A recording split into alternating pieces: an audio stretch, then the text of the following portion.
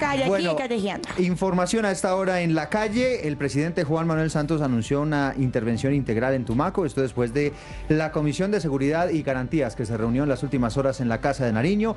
Obviamente preocupados por lo que está ocurriendo en esa zona de Colombia, donde hay problemas por temas de narcotráfico. Se han identificado por lo menos 10 bandas criminales que se están disputando en ese lugar las rutas del narcotráfico, el negocio como tal. Y aparentemente todo eso está relacionado también con el asesinato de líderes sociales, un tema que está preocupando porque, entre otras cosas, recordemos, fue uno de los compromisos del gobierno nacional con las FARC, tratar de proteger a esos líderes sociales y evitar una masacre. Escuchemos las medidas que anunció el presidente Juan Manuel Santos después de esa comisión, ese Consejo Extraordinario de Seguridad. En coordinación con la Fiscalía, con la Procuraduría, pongan en marcha un plan de intervención integral allá en Nariño. Y como parte de ese plan se va a crear la Fuerza de Tarea Conjunta al mando de un mayor general de nuestro ejército con componentes de la Armada, de la Fuerza Aérea y de la Policía. Y ese comando conjunto tendrá una misión: el control territorial de los ríos, que es donde más circula el narcotráfico, la droga. De acuerdo con este anuncio del presidente Santos, serán 6.500 hombres del ejército y la policía que se van a desplazar hacia ese lugar de Colombia. Mañana el presidente Santos viajará en compañía del vicepresidente Óscar Naranjo a la zona para tratar de adoptar nuevas medidas y tratar de un poco de entender qué es lo que está ocurriendo en esa zona de Colombia. Hay dos datos importantes. Dice el presidente que los asesinatos de los últimos días no tienen relación uno con los otros. Es decir, lo de la masacre de los campesinos aparentemente no tiene nada que ver con el asesinato, por ejemplo, del líder comunal Yair Cortés. Hay otra novedad que tiene que ver con este tema y tiene que ver con los cocaleros, con los campesinos cocaleros que siguen muy bravos con el gobierno porque no les están brindando las alternativas para sustituir sus cultivos. Por esa razón están anunciando que a partir del 23 de octubre entran en paro. Y ya saben que el tema de los paros de los cocaleros se vuelve muy complicado, especialmente en zonas como Tumaco o, por ejemplo, en el Catatumbo. Sí, son las dos meses zonas, ¿no? atrás, acuérdense que estuvo bloqueada esa zona durante muchísimos días por cuenta de una parálisis de esas características. ¡Ay, qué bárbaro! El presidente Santos también anunció que el próximo martes va a presentar la famosa ley para el sometimiento a la justicia de las bandas criminales, que es otra de las estrategias para tratar de combatir a estas personas. Se han conocido un par de datos interesantes. El primero es que en esa ley se ofrecería que las bandas criminales se queden con el 5% de sus bienes en caso de que se sometan colectivamente a la justicia.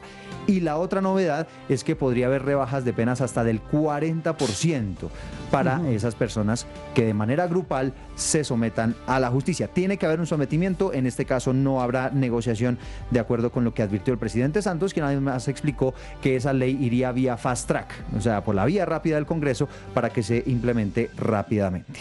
Hablemos un poquito de lo que ocurre con salud, porque también hay novedades. La Procuraduría en las últimas horas suspendió por 3 meses al superintendente de salud, Norman Julio Muñoz. Definitivamente el procurador dice que tiene responsabilidad en lo que está ocurriendo actualmente con esa prestadora de salud, que sigue teniendo muchísimos problemas y que es la más grande del país, atiende a 5 millones de colombianos. Fernando Carrillo expresó las razones por las cuales decidió tomar esa decisión. El 28 de agosto, es decir, 28 días después del inicio de la operación de esta EPS, oficiamos al Superintendente Nacional de Salud, solicitándole informar a esta Procuraduría con base en qué documentos había autorizado el funcionamiento de Medimás, sin que a la fecha, y esto es muy importante resaltarlo, sin que a la fecha hayamos recibido respuesta. La Procuraduría General de la Nación ha suspendido de manera provisional por 3 meses al Superintendente Nacional de Salud. Allí está la decisión, es otra de las advertencias y decisiones que se están tomando de los órganos de control por esta situación que sigue afectando muchísimos colombianos. Tenemos el caso en Santander de un hombre en Floridablanca que hace 20 días está en la unidad de cuidados intensivos esperando que lo vea un médico para ver qué tienen que hacer con él. Es decir, es una situación muy difícil. Alejandro Gaviria, que es el ministro de Salud, se pronunció por primera vez frente a la crisis de Medimás y ha dicho que por encima de las medidas disciplinarias y coercitivas que se están tomando frente a los responsables, lo importante es garantizar que se mejore la atención para los usuarios. Sí. Más allá de la investigación disciplinaria, más allá de los señalamientos que no resuelven el problema, Nuestra responsabilidad primordial como Ministerio de Salud es garantizar que la EPS Medimás continúe fortaleciendo los procesos, termine de consolidar su red de atención y fortalezca sus mecanismos de gobierno corporativo. Mi invitación respetuosa, por supuesto, a la Procuraduría es a trabajar articuladamente para el cumplimiento de este propósito. Bueno, hay una historia muy triste que ocurrió en la ciudad de Ibagué, está la capital del Tolima. Allí hay una fundación que se llama Peces Vivos.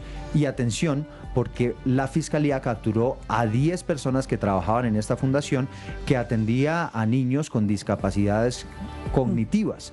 Resulta que descubrió la Fiscalía que estas personas estaban torturando a los niños. Ay, no. Los estaban sometiendo a todo tipo de maltratos, les tiraban la sopa en la cara, los amarraban en la cama y los obligaban a hacer sus necesidades allí en la cama. Les hacían comer las uñas y no les daban comida. Mejor dicho, una cosa de no creer. Como les digo, 10 personas fueron capturadas. Las víctimas son por lo menos 11 niños de esta fundación que para colmo de males trabajaba en algunos casos para el bienestar familiar. No. El Mario Gómez es el fiscal del caso y entregó detalles de lo que se encontraron en ese lugar. Los niños fueron durante mucho tiempo amarrados a sus camas, se les suministró droga para facilitar un control supuestamente terapéutico sobre ellos y evitar actos de indisciplina. Fueron sometidos a doctrinas militares ante cualquier circunstancia como no comer o como comerse las uñas. Fueron castigados con ocasión de actos que se consideran criminales y que deben ser absolutamente rechazados porque se cometieron contra niños y niñas en situación de discapacidad. Es una situación verdaderamente de no creer. Lo cierto es que la Fiscalía ya ha confirmado que uno de los delitos que le va a imputar a estas 10 personas que serán judicializadas esta mañana ya en Ibagué es el delito de tortura. Y atención con esta novedad, porque hoy la alcaldía promete firmar el famoso decreto para incrementar las tarifas de los taxis en la ciudad.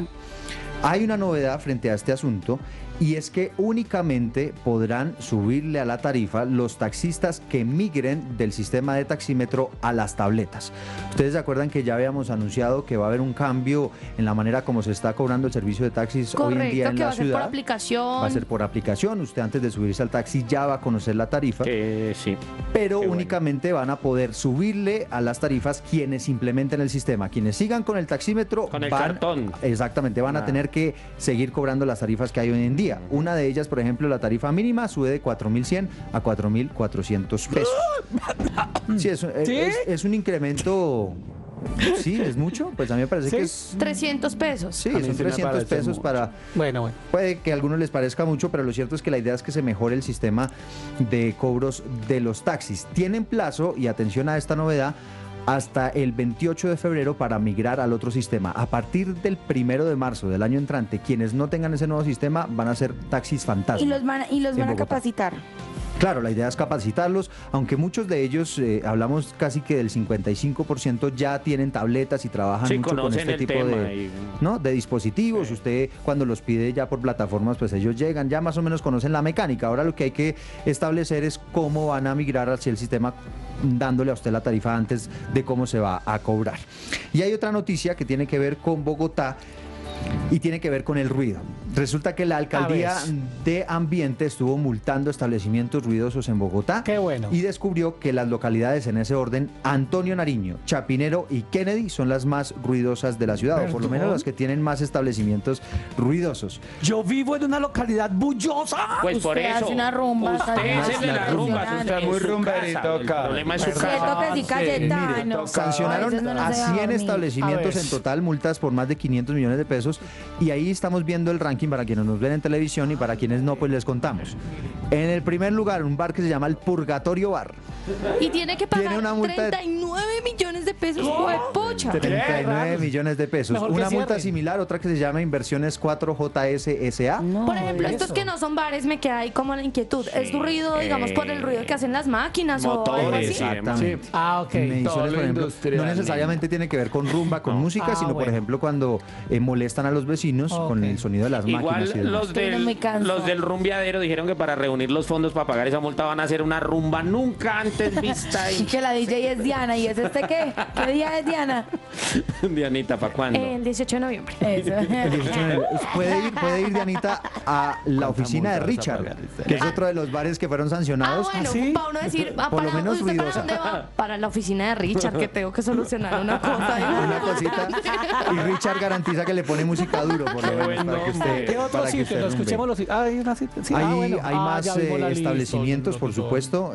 Son unos nombres verdaderamente Design llamativos. Projects SAS, ¿Qué más? Tamarindo Ferias, Tamarindo Ferias es una Industria maravilla. Aeroamericana de Colombia Limitada, Sí. Servirrepuestos Sincaju, Ja. Andina de Envases SAS, Sociedad Dobladora Pradera Limitada, Inoxcras de Colombia y obviamente la oficina de Richard. Maravilla, va a tener que pagar 9,5 millones de multa Ay, Richard. por ser tan ruidosos. ¿Qué me Las invitas? localidades ¿Sabes cómo soy? Richard, gordo, te va a tocar para acá. en Chapinero, por supuesto, donde está la zona T y todos estos no, temas, allí también hubo La zona T del bastantes. terminal. Y la zona Sí. G. Y en Chapinero es donde más multas se cobraron, o por lo menos más hubo recaudo de multas. Hubo 106 millones de pesos específicamente Uy, pucha. en Pero mire Chapinero. que viendo la Ranking. multatón a los establecimientos más ruidosos, San Cristóbal es la localidad en la que menos ruido hay. ¿Sur o norte? O han sancionado San por lo menos una sola, sí, un solo San Cristóbal establecimiento. Sur debe ser porque está al lado de Usme. Ah, ok. Ah, bueno, ¿No? sí. 1.562.000 Y en Rafael pesos. Uribe también usted ve ahí que, claro que sancionan un solo establecimiento, pero le clavan una multa de 19 millones de pesos. ¿no? Ah, bueno, qué lindo. Es que eso depende, digamos, del nivel Yo de quiero ruido ser que hagan. También le cobran la multa. En todo caso, así está el ruido en Bogotá. Hubo operativos y promete que va a haber más operativos para garantizar la tranquilidad, sobre todo los Me vecinos parece. que muchas veces se molestan por el tema. Y cierro con noticias del mundo. Sí, señor. Tiene que ver con lo que está ocurriendo en Venezuela, porque como se esperaba y como se les había anunciado ayer, ya Maduro les dijo a los opositores que fueron elegidos en las elecciones del domingo: señores, si ustedes no vienen acá a la Asamblea Nacional Constituyente y se someten, no van a poder ejercer su cargo. Quien no se juramente y se subordine a la Asamblea Nacional Constituyente no podrá tomar su cargo. Llámese como se llame. O respetan o respetan. Así de sencillo.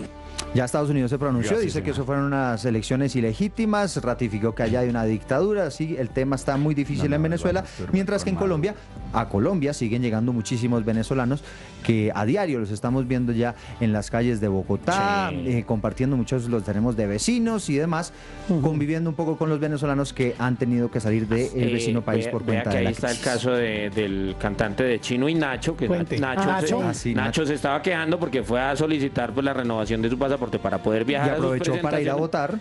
Ajá. Entonces dijeron, usted es de la oposición, no le renovamos. Entonces, Y no pudo salir. Él vive en Miami, ¿no? Vive en Miami. Él vive en Miami, fue a Venezuela, regresó para hacer los trámites de renovación de su pasaporte, para votar y demás.